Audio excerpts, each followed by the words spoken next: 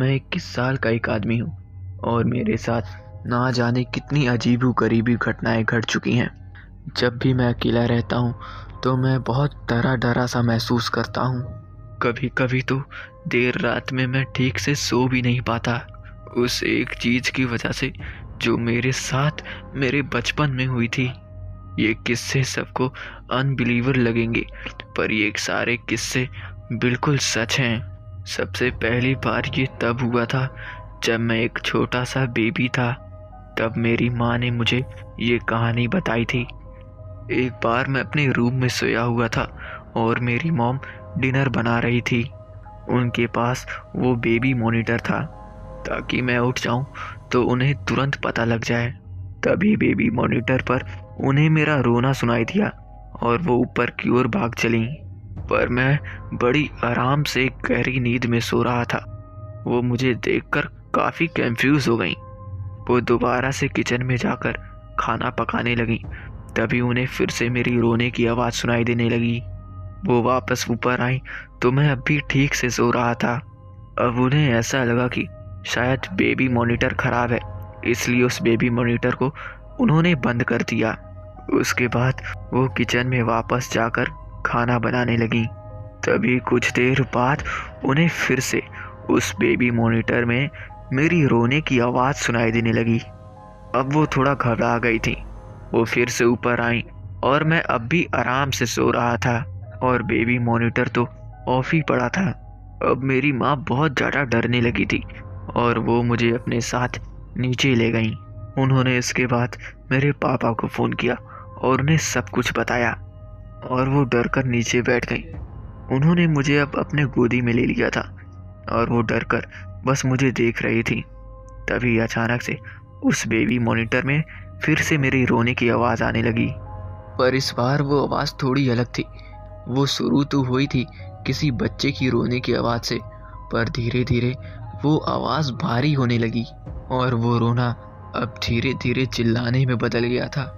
Mom ये सब देखकर थोड़ी घबरा गई और वो पीछे हट गई और वो फिर घर के बाहर भाग गई और बाहर ही रुककर मेरे पापा का इंतज़ार करने लगी।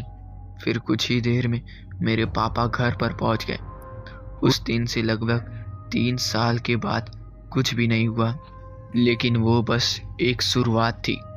जब 2003 में मैं 4 साल का हुआ, तब फिर से मेरे साथ कुछ बहुत अजीब सा हुआ जो मेरी माँ ने मुझे बताया।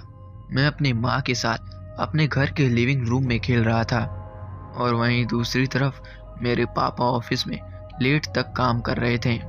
हम बहुत खुश थे, पर एक बार फिर से वही हुआ।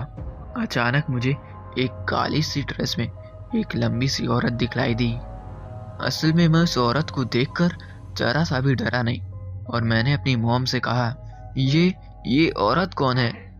मम्मी ने मुझसे पूछा कि मैं किस औरत की बात कर रहा हूँ। मैंने फिर कहा कि वही औरत जो उस कॉर्नर में खड़ी है।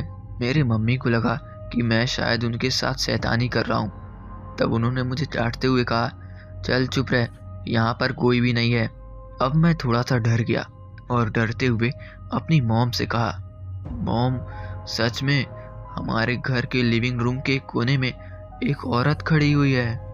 ये सुनकर मेरी मॉम भी अब थोड़ा सा घबरा गई, पर उन्होंने मेरे सामने शो नहीं किया कि वो डर रही हैं। उन्होंने एक कदम पीछे लिया और कहा, देखो कोई भी नहीं है यहाँ। लेकिन मुझे वो औरत ठीक मेरे मॉम के पीछे दिख रही थी। मैंने उनसे कहा कि वो औरत आपके पीछे ही खड़ी है और वो आपको बहुत गुस्से से देख रही है। तभी मेरी मॉम एक बार फिर से सुन्न पड़ गई और तभी मेरे पापा मेरे घर पर आ गए। तब मुझे मेरी मॉम ने बताया कि दरवाज़ा खुलने के जस्ट थोड़ी देर पहले उन्होंने अपनी गर्दन पर एक बेहद बड़ी अजीब सी बहुत ठंडी हवा महसूस की थी और उस दिन के बाद से वो काली औरत अक्सर मुझे अब दिखती रहती है। अगर आपको ये कहानी अच्छी लगी तो आप हमारे चैनल हॉरर पॉडकास्ट को अभी सब्सक्राइब कर लें। मिलते हैं बहुत जल्द एक नई भूतिया कहानी के साथ।